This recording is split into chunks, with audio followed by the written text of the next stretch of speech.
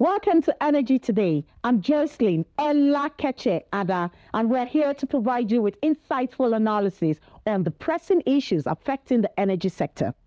Energy Today delves into critical topics such as energy production, regulation, and the transition to sustainable energy sources. We'll explore what these developments mean for the nation and how they directly impact your daily life. Today, we are discussing something that has affected all of us in more ways than one. But first, let's bring you up to date with the latest energy news. We begin with the Nigerian National Petroleum Company Limited's response to recent reports in national newspapers about the company's substantial debt to petrol suppliers.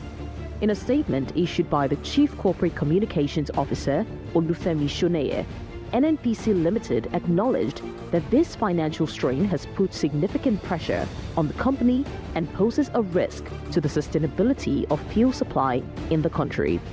Mr. Shoneye emphasized, in line with the Petroleum Industry Act (PIA), NNPCL Limited remains dedicated to its role as a supplier of last resort, ensuring national energy security. We are actively collaborating with relevant government agencies and other stakeholders to maintain a consistent supply of petroleum products nationwide. As the situation unfolds, many are watching closely to see how these developments will impact the fuel supply and the overall value chain, including potential effects on fuel prices.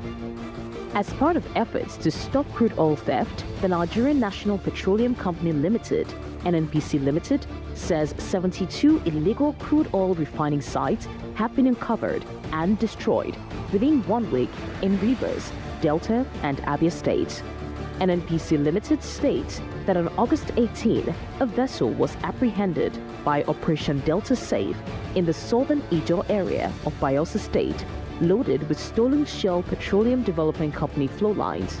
This incident indicates that these not only breached pipelines, but also harvested crude oil from them.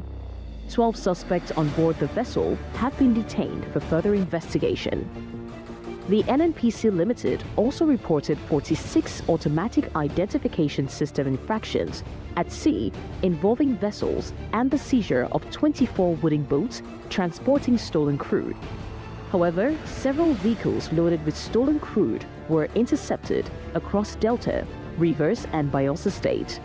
The company recorded 33 illegal connections and 8 oil spills due to vandalism, with a total of 204 incidents of oil theft documented from August 17 to 23rd. The Nigerian Upstream Petroleum Regulatory Commission, NUPRC, has been speaking on divestment activities by international oil companies, IOCs, in Nigeria. In a bid to underscore its dedication to transparency and public awareness, the Commission announced that ministerial approvals have been granted for the divestment of Nigerian Agip Oil Company, NAOC, to Oando Petroleum and Natural Gas Company, as well as for Equinor Nigeria's divestment to Chapel Energies. According to the NUPRC, the transactions comply with the Petroleum Industry Act, the PIA 2021, and complies with the established regulatory framework and consent approval processes. The Commission also addressed the ongoing divestment process involving Mobile Producing Nigerian Unlimited and Seplat Energy Offshore Limited, which is currently under review. This process is expected to be finalized within the 120-day timeline mandated by the PIA. The Commission stated that all divestment applications are evaluated based on technical capacity, financial viability, and environmental responsibilities, which are to ensure compliance with relevant legislation and guidelines. The Ministry of Petroleum Resources has launched a technical working group, TWG, to oversee the utilization, implementation, and establishment of gas power projects in local government areas across Nigeria. This group includes representatives from the National Gas Expansion Program, NGEP, the National Directorate of Employment, NDE, and the Association of Local Governments of Nigeria, ALGON. The Permanent Secretary, Ambassador Nicholas Abuela, emphasized the alignment between the NDE's Vocational Skills Development Program and the NGEP's Gaspreneurship Initiative, which offers training across the entire gas value chain. The technical working group will spearhead the Gaspreneurship Initiative, fostering collaboration to promote gas-based economic development and job creation in local communities.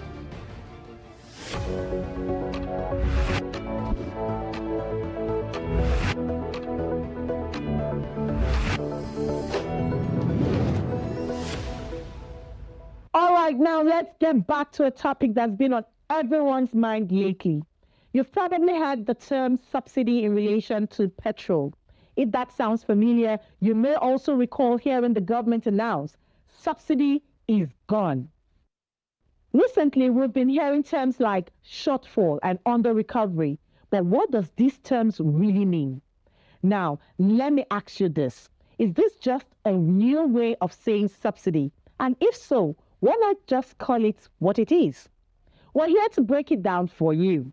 Following NNPC Limited's presser, some national dailies reported that the federal government paid a staggering 15 trillion naira of petrol subsidies over the last 14 months, even after announcing the removal of subsidies.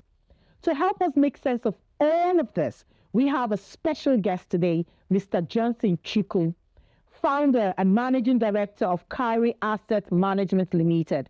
He is also the chairman of Fidelity Pensions Managers Limited and Virgin Forest Energy Limited.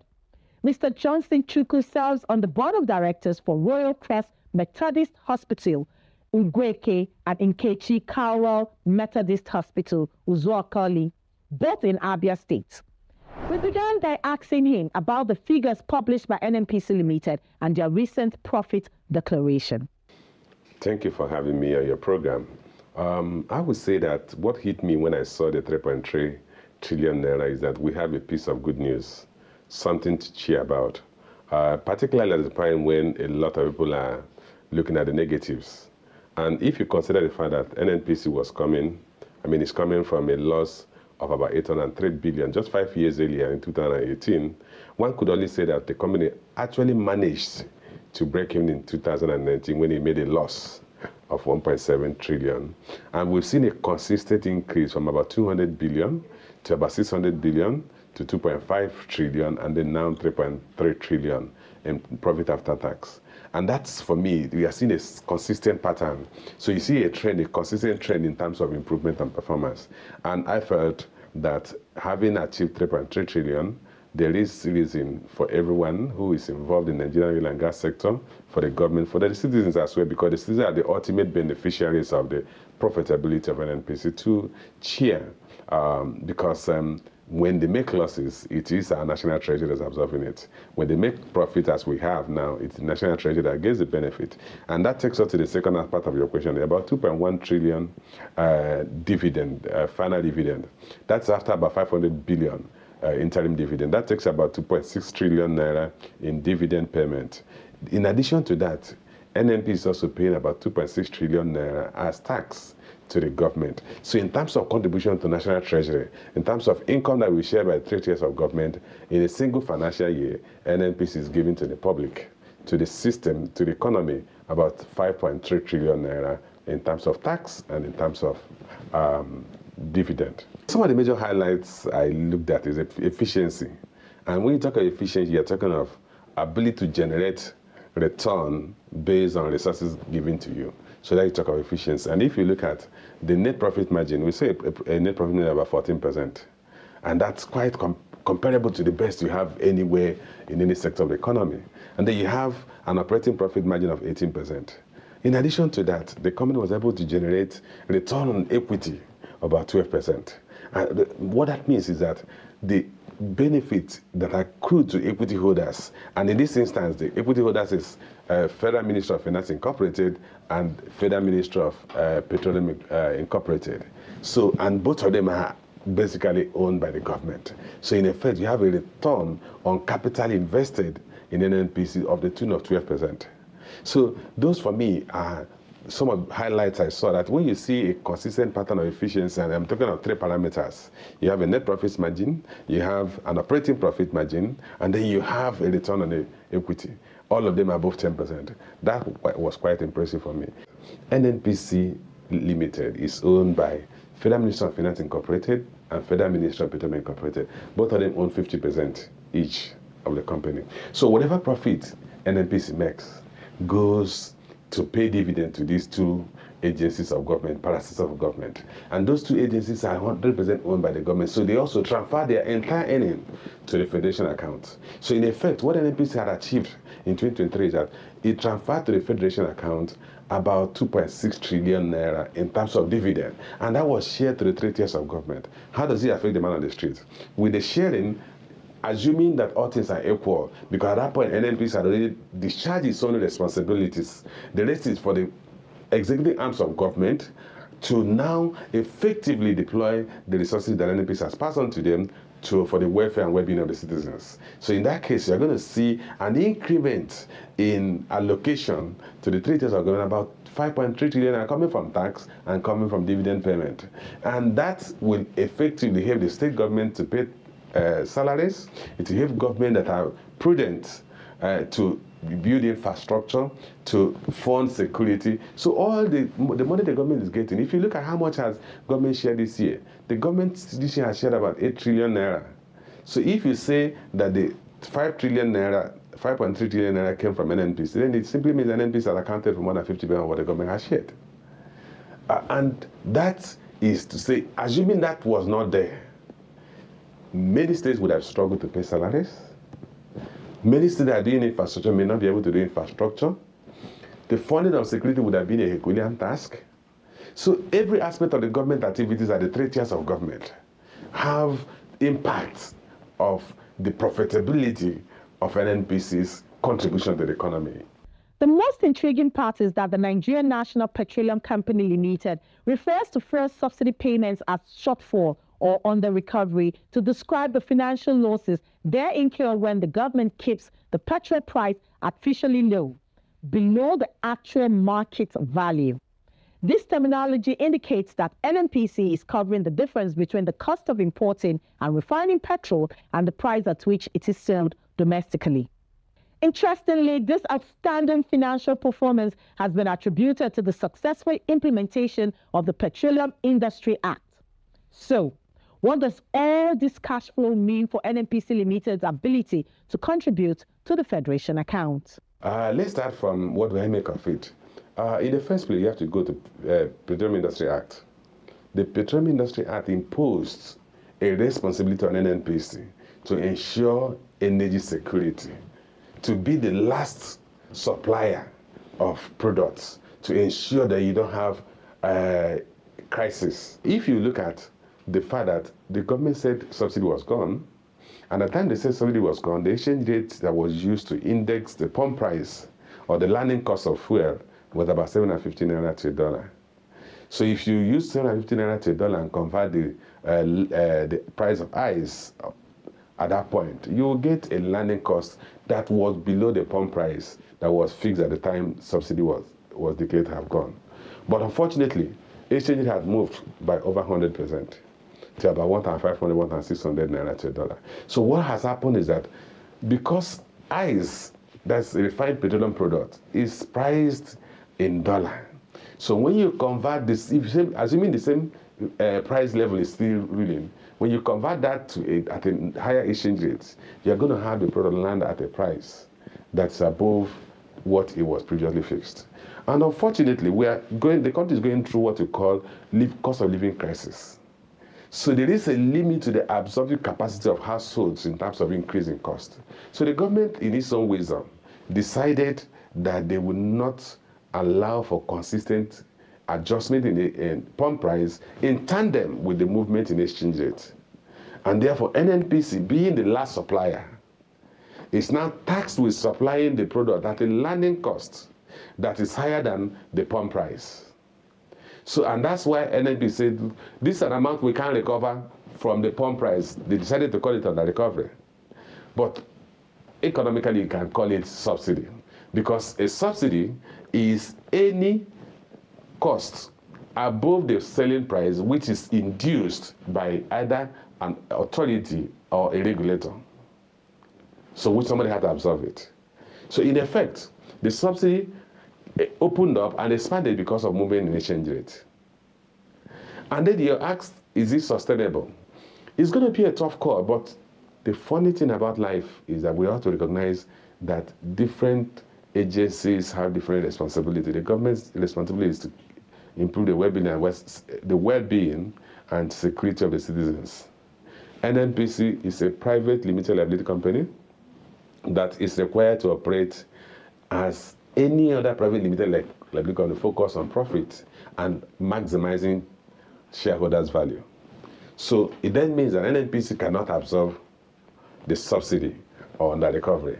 So it has to be absorbed by the federation account because it's now part of the benefit that the federal government is passing on to the citizens.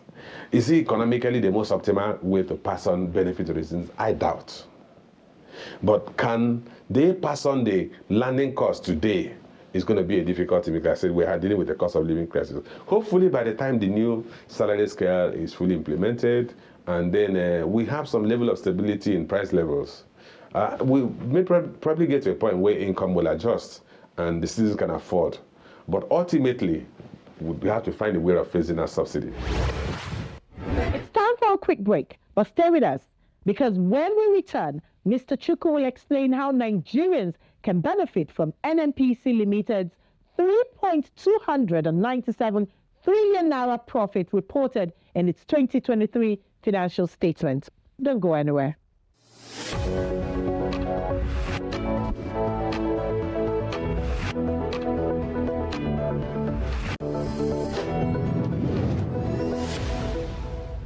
Welcome back. If you're just tuning in, we're here with Mr. Johnson Chukwu, founder and managing director of Kauri Asset Management Limited and chairman of Fidelity Pension Managers Limited.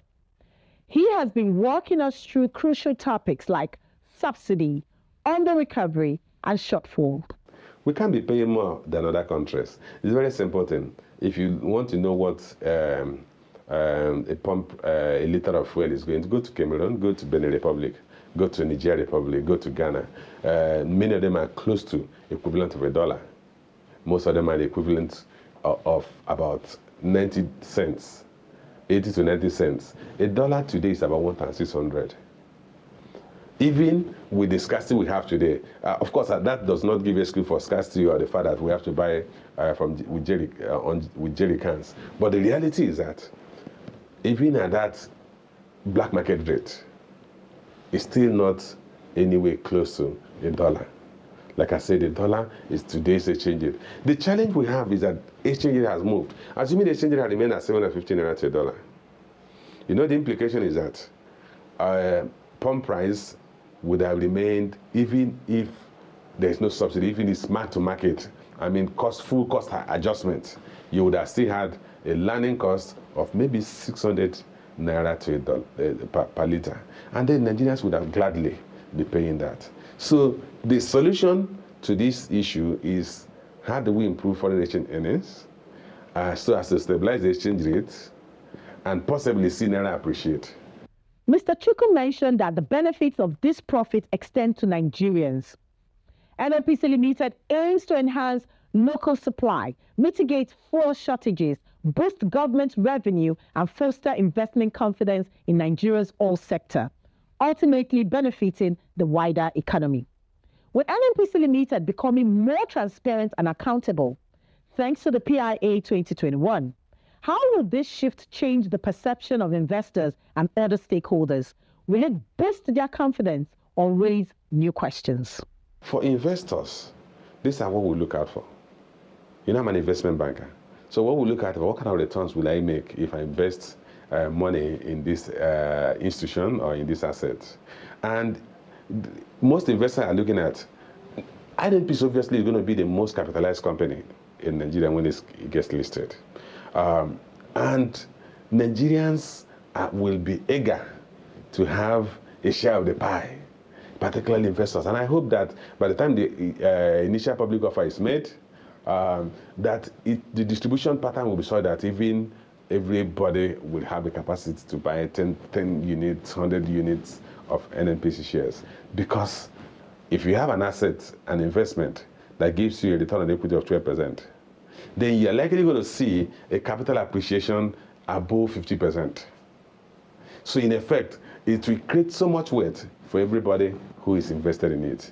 And investors are looking out for that opportunity. Remember, similar institutions globally are listed. You have Saudi Aramco is listed, Petrobras of Brazil is listed. So investors are looking for opportunities to have NNPC listed because you're going to have one institution in the country that straddles the entire value chain of oil and gas sector, starting from upstream, where NEPL is operating, to downstream, where NNPC trading and NNPC retail are operating.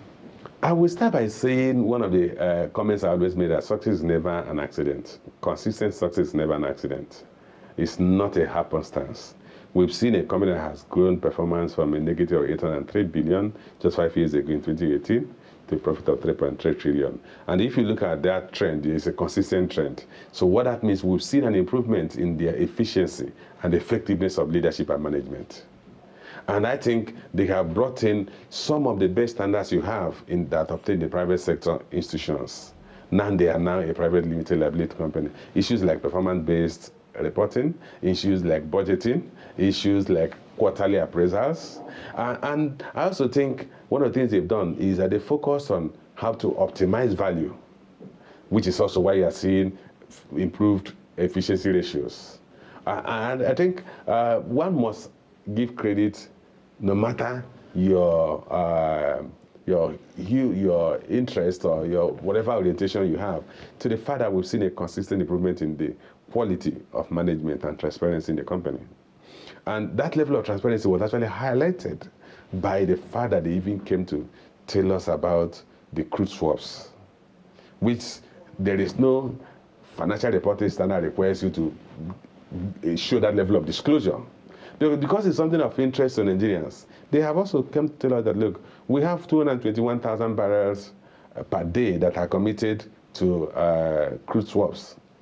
And an amount of crude swaps are standing today. And those are the things that investors are looking for, that level of transparency that say, look, I can almost be confident that every information I need in this company is open to the public.